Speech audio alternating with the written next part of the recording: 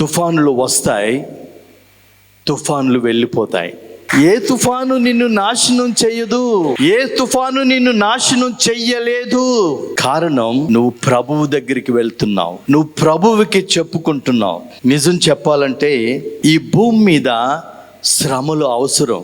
ఈ శ్రమలు వచ్చినప్పుడు మనం యేసు వైపు చూస్తాం, శ్రమలు వచ్చినప్పుడు యేసు దగ్గరికి వెళ్తాం. ఈ శ్రమలు వచ్చినప్పుడు విశ్వాసంతో నడవడానికి నీకు ఉపయోగపడతాయి. ఈ శ్రమల్లో నీ ప్రియారిటీస్ అన్నీ మారిపోతాయి. You give more time to God.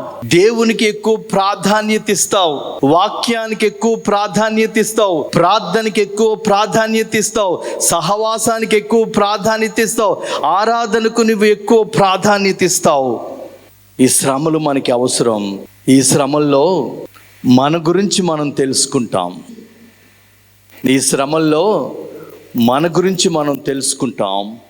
ఈ శ్రమల్లో దేవుని గురించి ఎక్కువగా తెలుసుకుంటాం.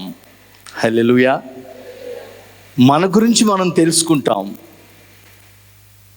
దేవుని గురించి కూడా మనం ఎక్కువగా తెలుసుకుంటాం. మనం నేర్చుకోవాల్సిన సత్యం ఏంటంటే, హీ కేర్స్. ఆయన నిన్ను పట్టించుకునే దేవుడు.